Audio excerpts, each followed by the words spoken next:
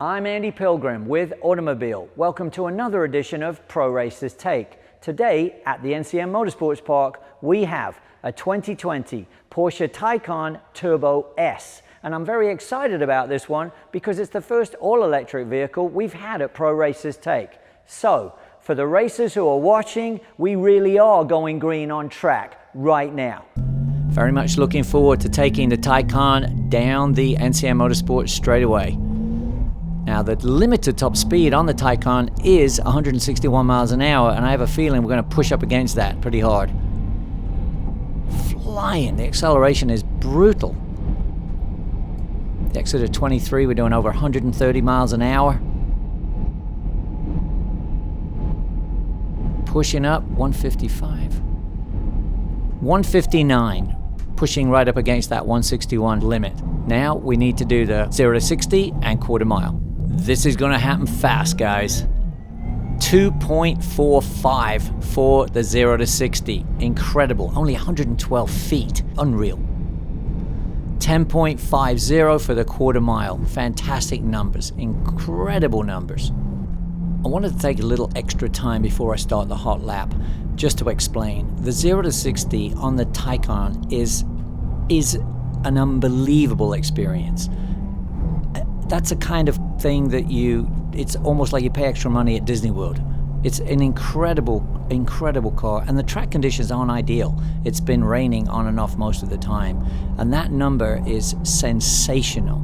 Such a brilliant piece of engineering. And one other quick point, you saw the AIM Solo suddenly come up on the screen with the 0 to 60 and quarter mile. We have VBox data, but those times were so amazing, we just wanted to show you that our backup is the AIM Solo, and so we wanted to stick it there on the screen for you to see it. All right, let's get into the hot lap. Solid turn in there. And what I have to do, the steering on the car is very good and it will turn in, but once you get 5,000 pounds sliding, you have to be really conscious of that.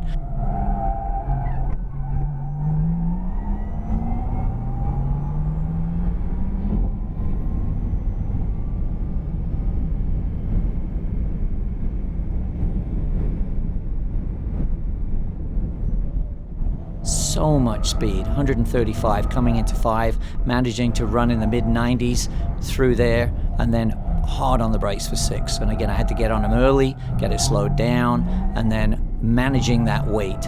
Down here, downhill turn in there, and it still managed to do around 67, 68 through the apex, which is great. And here, I had to pull it harder to the left to come across the right, because again, it would understeer a little bit over there, but still managed 106 miles an hour to 10. And again, really careful into 10, make it tidy, tidy, tidy, and then let that all-wheel drive electric motor just pound out of the corner.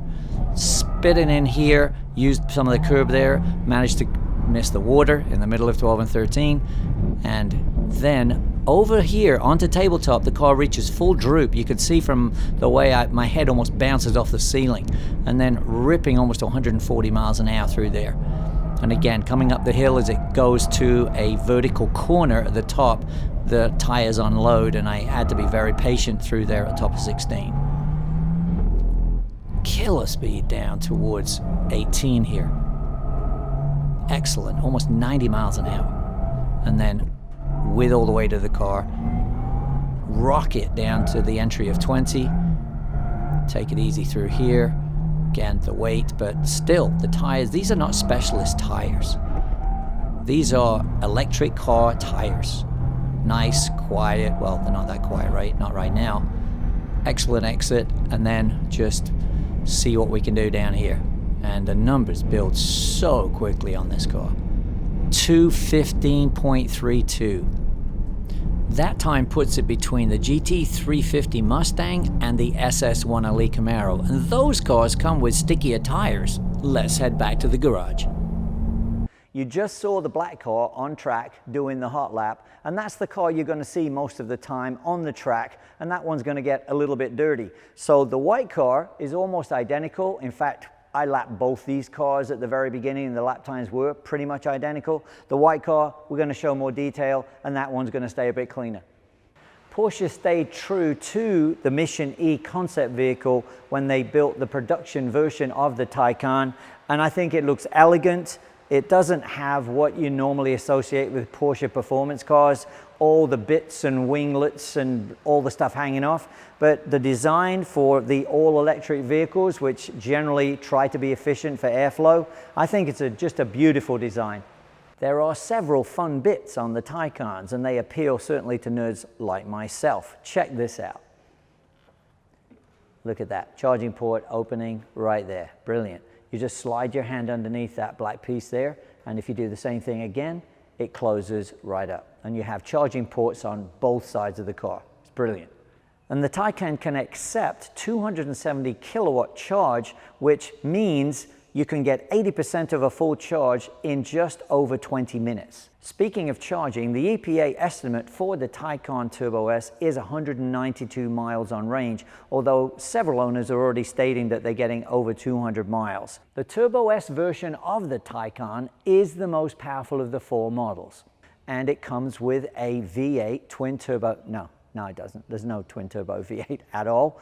But it is Turbo S, and that was a bit of a thing when it came out, but essentially Turbo S means seriously fast, and it is. Porsche quotes a number of 2.6 seconds for 0 to 60, which is amazing. Total horsepower, 750 horsepower, and torque, 774 pounds-feet of torque. This thing is a monster in the power number.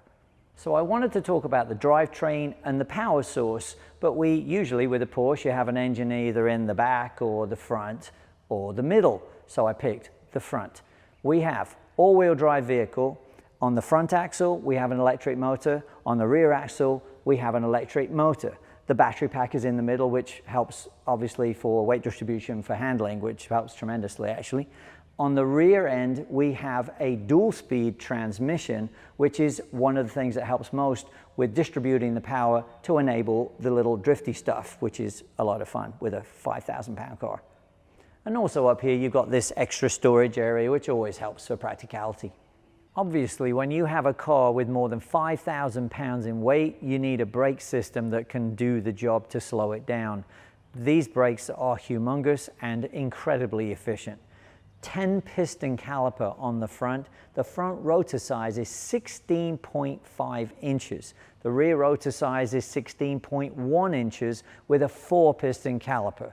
These brakes are up to the task. They probably came off a jumbo jet at some point. This particular car rolls on the Pirelli P0 Elect tires. They are tires that were specially developed for electric vehicles, and they have basically a little less rolling resistance and also a lot of grip right off the line, which is the torque that an electric motor produces. So they've been developed specifically for electric vehicles. Up front we have a 265/35/21, and in the rear we have 305/30/21s. And it also has the Mission E wheels, which look very similar to the Mission E concept vehicle wheels. I always like to look at the practical side of some of the cars we get to test, and the Taycan for sure has a practical side. This is my gear bag, racing gear bag. It's pretty good size, and I could have got 2 of those side by side in the trunk with very little difficulty. So that's a solid sized trunk, and up front you have the smaller frunk area. So between the two, this is a pretty practical vehicle for families and traveling. It really is mind-blowing in here, but let's have a look at the things we recognize and use the most. Steering wheel.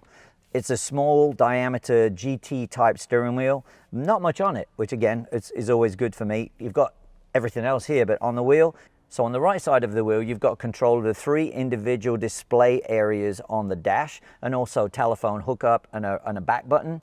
You've got a programmable switch over here on the left side of the wheel, along with another telephone control like volume. And on the lower right, you've got the drive mode selection wheel, which has 5 individual settings, one for maximum range, normal, sport, sport plus, and then individual. But most of the controls are in the center area here. It's pretty cool.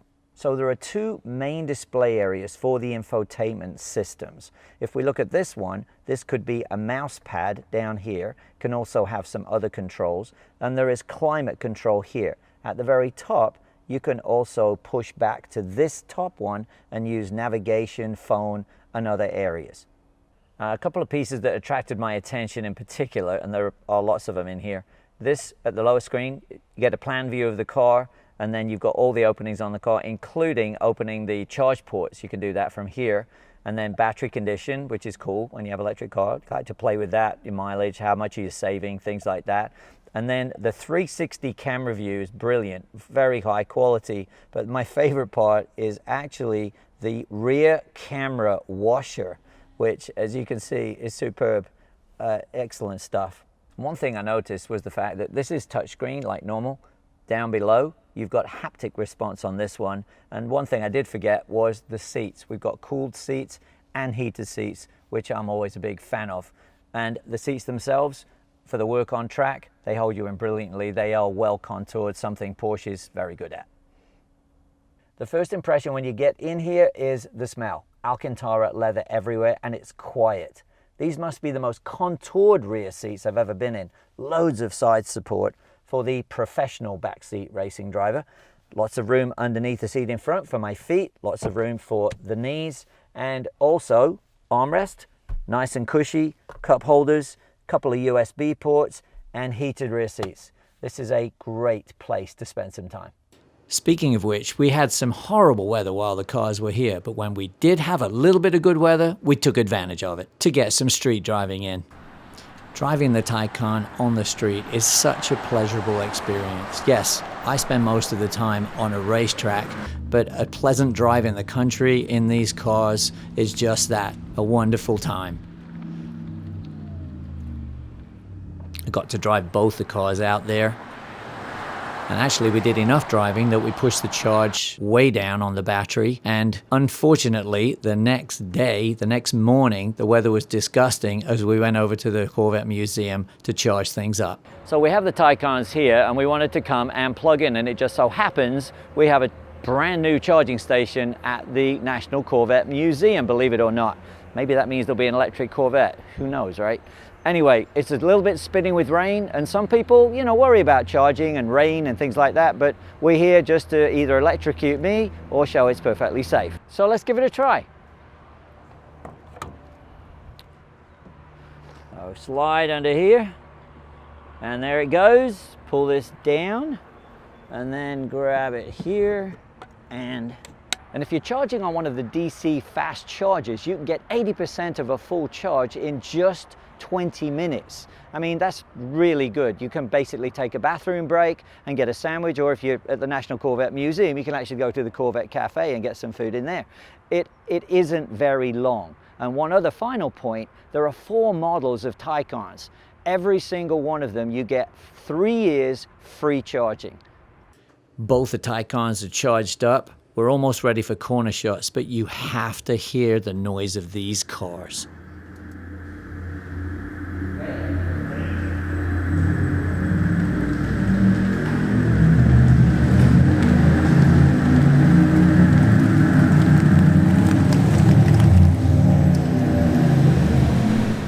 Hard to follow that. Let's go to corner shots.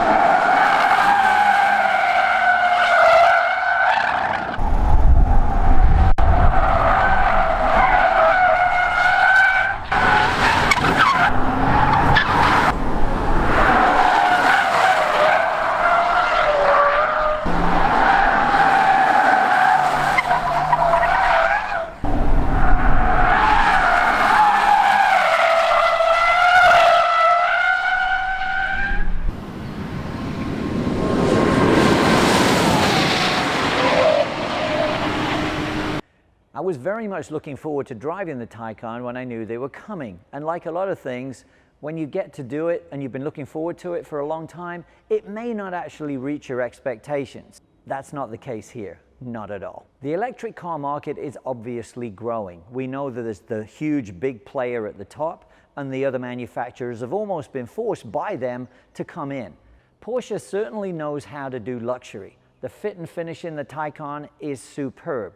Porsche also knows how to do performance, as you could tell from the 0 to 60, the quarter mile, and the lap time. But the other important ingredient here is when you drive it, you don't feel like you're driving an electric car and it's an electric car.